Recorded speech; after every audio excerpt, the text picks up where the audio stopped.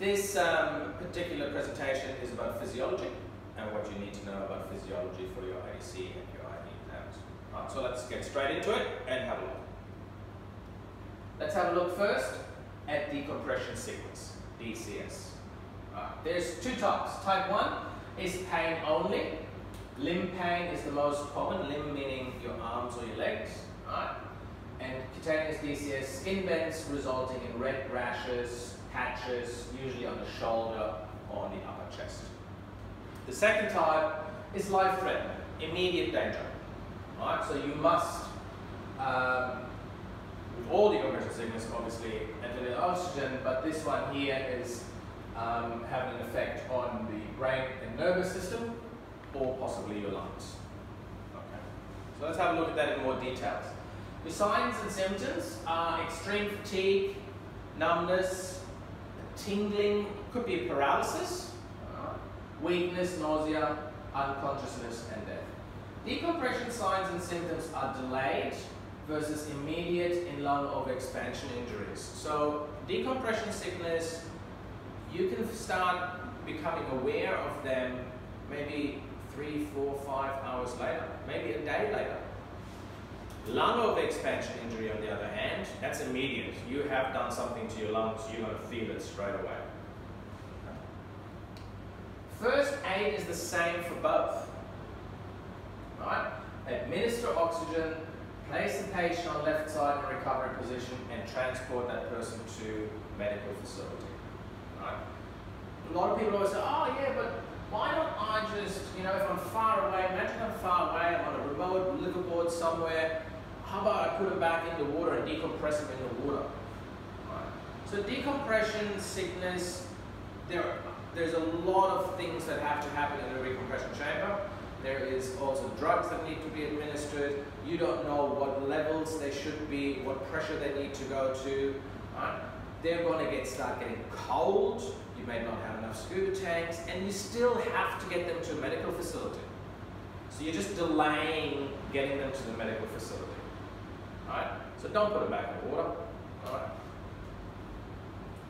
Contributing factors, consumption of alcohol. So I had a big night the night before. Right?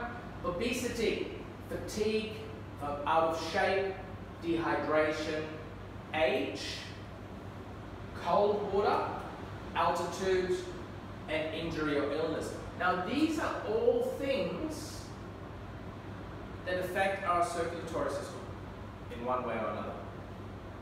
Alright? And therefore they are contributing factors to decompression sickness. We have something called silent bubbles. Okay? Some nitrogen dissolves into microscopic gas pockets in the body and form tiny bubbles that are trapped. Right? They're detected by the Doppler machine. They then diffuse harmlessly into the air, right? And silent bubbles are found after some dives, especially those close to computer and table limits. Right? So after a dive, it's quite possible that we have these silent bubbles, but they're so small and so minute that they basically just dissolve and be expelled. Let's have a look at the circulatory system. What does it do? Our circulatory system transports oxygen throughout our body. Right? From the lungs into the bloodstream, and then delivers it to your fingertips, your brain, your toes, your liver, wherever it needs to go. Right? So it transports oxygen from the lungs to your parts of your body, and then returns waste products such as carbon dioxide back to the lungs. So when we breathe in, we use oxygen. The byproduct or waste product produced is carbon dioxide, which gets returned and we exhale. We have a heart, which is basically a pump with 4 chambers, supplying blood through the arteries to tissues throughout the body. Then we have arteries. Arteries carry the oxygenated blood to the organs. Break into capillary where the gas exchange and in the tissues take place. It's really right red. So if we were to cut ourselves and cut an artery, right, it's bright red beautiful oxygenated blood, and it would come out in squirts in the rhythm of our heartbeat. Alright? Whereas veins, they return the blood and get rid of waste products such as carbon dioxide. And if we were to cut a vein, that would just flow gently. Right? And it's not bright, but it's almost like a dark browny color. Right? It transports the waste products back. Let's have a look at blood. Alright, blood is made up of plasma, a liquid that carries nutrients and chemicals, and it carries dissolved gases such as carbon dioxide and waste nitrogen.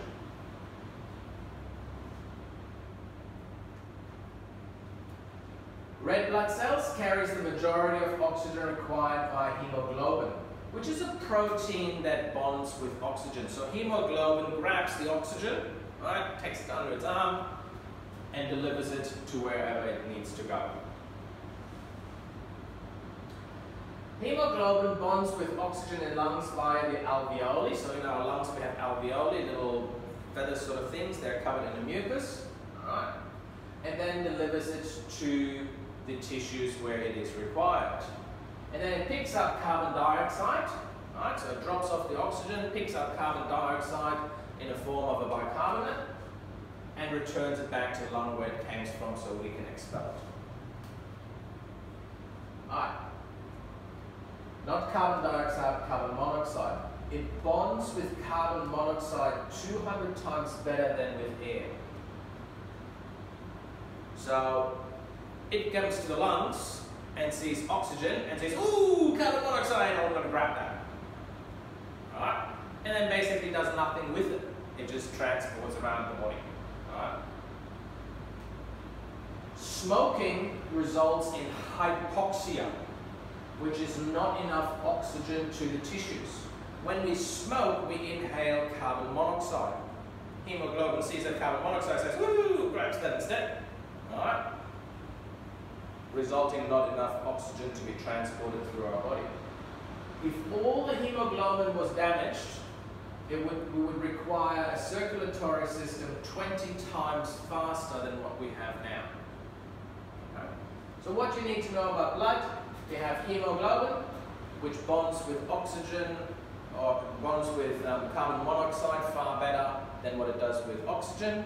But its job is to grab the oxygen, take it to the tissues where it's needed, drop it off, bring some carbon dioxide with it, and expel that back through the lungs. Let's have a look at our air. Breath hold diving. During the dive, the body uses oxygen stored in lungs, muscles, and blood. So breath hold diving is an activity where I'm not on scuba, I take a deep breath, jump in the water, and start swimming down, right? And it just depends on how long I can hold my breath for. Now, what's important to realize here is that our urge to breathe is not dependent on the oxygen level in my blood. It has nothing to do with that. The urge to breathe is caused or triggered by how much waste product there is in my body, carbon dioxide. So as the carbon dioxide builds up, that gives me the urge to breathe. It's not the lack of oxygen. Carbon dioxide triggers the needs to breathe, not the lack of oxygen. Hyperventilating can increase dive time by reducing carbon dioxide in the body and delaying the urge to breathe. Because what you're doing is you're going, what you're actually doing is you're eliminating a lot of carbon dioxide. So your carbon dioxide levels are low. You can now go underwater and stay there for much longer because the time the waste products needs to build up to that critical level where I need to breathe in again, well, that is longer. Therefore, you can stay underwater longer. However, it causes shallow water blackout, or potentially can. The reduced carbon dioxide delays the urge to breathe. At depth, due to pressure, oxygen is in higher abundance. Right? We've already known from our physics that partial pressure increases as we're going deeper. So as we're going deeper, the partial pressure of oxygen increases. Alright? So I have more of it available. The body uses that oxygen as we are breath hold diving. And during the ascent, that partial pressure now decreases and there will be less oxygen available for our body. And that can cause unconsciousness as we ascend, because we're going over that critical limit. We don't have that urge to breathe yet. Now as we're coming up, that oxygen partial pressure decreases, less oxygen for our body, and that can create unconsciousness. If we look at this example here, we have hyperventilation. The oxygen level drops as breath hold begins. Oxygen is metabolized, carbon dioxide levels increase. As the breath hold continues, the body becomes starved of oxygen. Unconsciousness, because starved of oxygen, right? And eventually, obviously, drowning. Here's another example that sort of shows it in a more traditional graph point of view. Right? My oxygen level decreases. My carbon dioxide level that triggers the need to breathe, these overlap. So I don't have the urge to breathe yet, but my oxygen levels are dropping below critical, and therefore I can become unconscious. Air supply, bradycardia in cool water, slowing of the heart rate, reduces circulation, also known as the mammalian diving reflex. Okay. Now, some very good breath hold divers, they can hold their breath for an awful long time. Right? And they, it is believed, have been in touch with their body to such an extent that they can replicate this mammalian diving reflex. And we all can, to some degree. Certainly it is shown that children, for example, if they fall in a pool, and especially if that water is cold, right, they can be submerged in the surface of that pool, not breathing, with their face immersed, and after 5-10 minutes you can pull them out, revive them quite regularly, and you have no brain damage. Because their body still have that ability to induce that mammalian diving reflex, which basically slows the heart, reduces the circulation, and only delivers oxygen to its most needed parts. That's how a turtle, for example, can take one deep breath, swim back down into the reef, find itself a nice place to rest at night time, right, and have a sleep, rather than having to come back up to the surface. We have something called the carotid sinus reflux. The carotid arteries supply blood to the brain. That's these ones here. All right.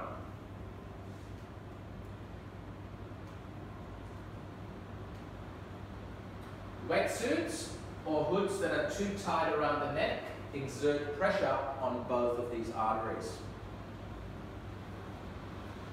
Pressure in the arteries tell the brain that there's plenty of blood supply. Right? So this pressure here, what's in the arteries, saying, oh, I've got plenty of pressure here, I've got enough blood coming to the brain, stop pumping so hard. Ooh, I don't have any pressure up here, I need more blood in my brain, start pumping harder. In very simplistic terms. Okay. Due to the pressure on the arteries from the wetsuit or hood, this is a false reading. So if I have continuous pressure on there, it actually shows the brain that there's continuous pressure in there, that there's continuous blood flow, which is incorrect, and that could lead to unconsciousness.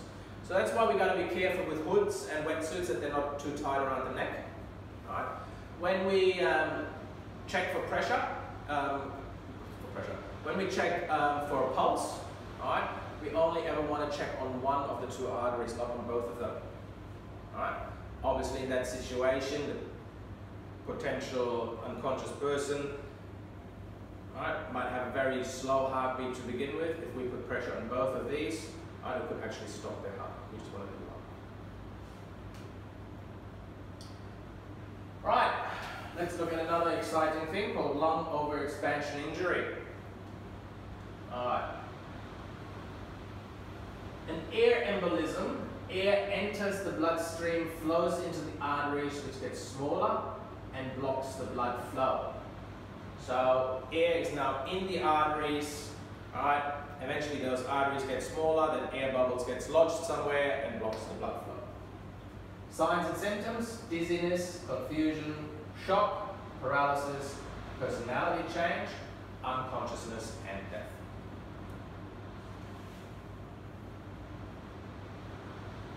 A pneumothorax, air from rupture goes between the lung and chest wall. Right?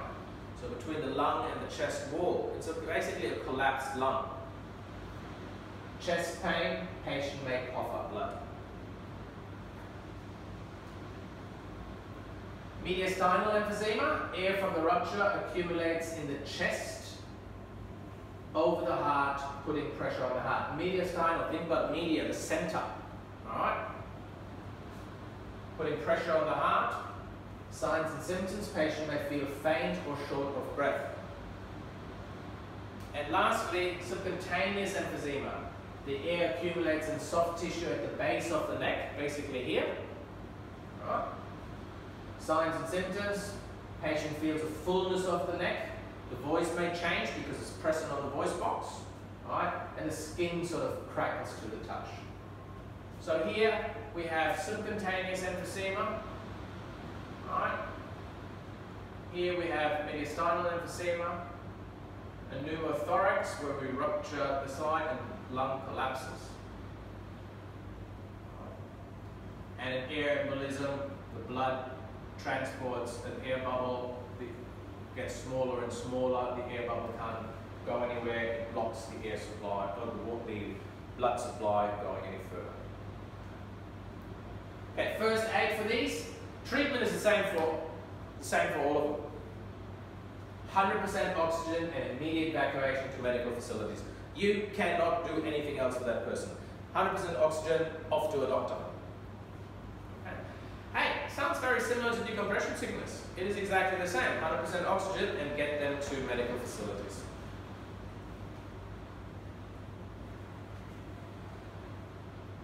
Quick look at air. Hyper. If somebody is hyper, running around at $1 million an hour, right, means too much, excess. Hyper is too much. Hypercapnia is too much carbon dioxide. Poorly adjusted regulators or swimming hard against a current, shallow rapid breathing, skip breathing or holding your breath periodically, or overexertion. That is why it's so important to tell our students to breathe normally. Right? Been doing this breathing thing for a number of years now. Don't change, do it exactly the same. Signs and symptoms: headache, accelerated breathing, confusion, and loss of consciousness. Hypocapnia is too little, not enough carbon dioxide. Too little carbon dioxide may interrupt normal breathing cycle. Hyperventilation can be a cause of this. Symptoms: lightheadedness and shallow water backup. So hypercapnia versus hypocapnia, right? Not enough carbon dioxide. Carbon monoxide poisoning can be caused by contaminated air, and smoking is a form of carbon monoxide poisoning. Hemoglobin, as we said before, binds 200 times better with carbon monoxide than it does with oxygen. Signs and symptoms: headache, confusion, narrow vision, really bright red lips, right, and fingernails. Let us have a look at oxygen toxicity. Oxygen can become toxic at 1.6 atmosphere of partial pressure. It attacks the nervous central system, and the signs and symptoms are convulsions, visual disturbance, irritability, and dizziness. Right? And that is where, when we learned about our nitrox course, for example, partial pressures, oxygen, how it becomes toxic. Okay? So at 1.6 atmosphere, right, it will attack the central nervous system, and obviously convulsions here is the biggie. Right? If you start convulsing, right, you are going to be in bad shape underwater. Let's look at heat and cold. We have heat exhaustion and heat stroke. And it's always a question, which one is what? Heat exhaustion, to be exhausted is not as bad as to have a stroke. So think about it this way. Okay? To be exhausted is one thing, you're just tired, but a stroke is really serious. So heat exhaustion is rapid breathing, weak pulse, you still have cool, clammy skin, you're still sweating, you're sweating a lot, dehydration obviously, you know, you need fluids, and nausea. Alright? So, especially up here in the tropics, people come from down south, do go for a run in the morning, alright, and they get heat exhaustion. Alright.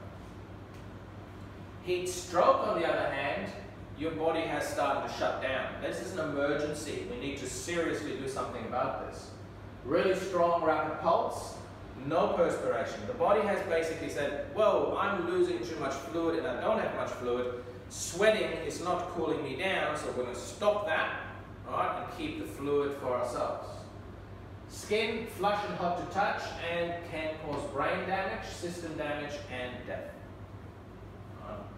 So if we have a look at the difference between heat exhaustion and heat stroke, faint or dizzy, throbbing headache, excessive sweating, no sweating, cool clammy skin, red hot skin, nausea, vomiting as well, rapid weak pulse, rapid strong pulse, muscle cramps, may lose consciousness. Alright? It's an emergency, call the doctor. On the other extreme, hypothermia, when we're getting too cold. Hypothermia is a medical emergency that occurs when your body loses heat faster than it can produce heat, causing dangerous low body temperature. Signs and symptoms, irrational behavior. It's been quite often seen that people who are frozen to death has actually removed their clothing.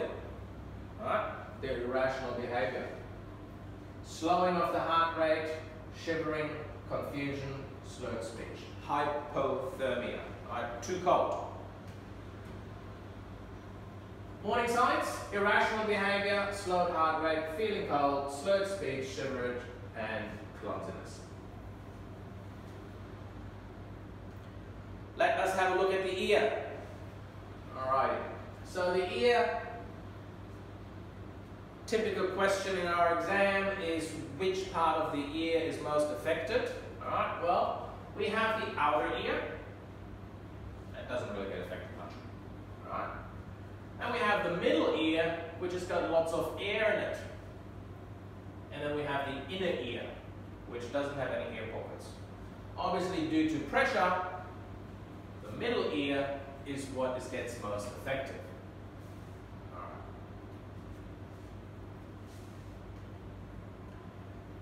Equalizing too hard, and you may rupture the round window. There's no easy way to remember this, because there's two of them, unfortunately. There's an oval window and a round window. If you equalize too hard, the one that you can rupture is the round one, not the oval. Alright, so you just need to remember round. Okay. Eardrum rupture. If I don't equalize that eardrum, that piece of skin here, right, gets pushed in, eventually it's going to give way and rupture. What happens then is that water enters this ear canal and comes in touch with our vestibular canals. Those vestibular canals, they are responsible for our equilibrium. There's one that's going this way, one that's going this way, and one that's going this way. Okay? And they're responsible, that's these ones here, they're responsible for our equilibrium. They are filled with the liquid inside, right temperature, we rupture our eardrum, whoosh, cold water rushes in there, and all of a sudden we become dizzy. All right. What is a barotrauma? Any injury that is caused by pressure. Baro means pressure, trauma means injury. Okay? So a barotrauma, for example, can be a round window rupture, an eardrum rupture. Those are barotraumas for ear. But we can also get them in other places. We can, for example, get them in our eyes by not equalizing the airspace in front of our eyes in our mask. Alright? It's called a mask squeeze. As we're descending, That mask sucks itself onto our face. Alright? A very gruesome picture is this one here. It's a mask squeeze. Any ear injury, any lung injury, and any sinus injury is a barotrauma. So that mask gets sucked onto your face if I don't equalize it going out, and that's what you end up with. I've only ever seen it twice, but it can happen. So barotrauma, a pressure-related injury. Can happen in the mask, can happen in the ears, can happen in the lungs, can happen in the sinuses. Any questions on that? Cool, because that is physiology.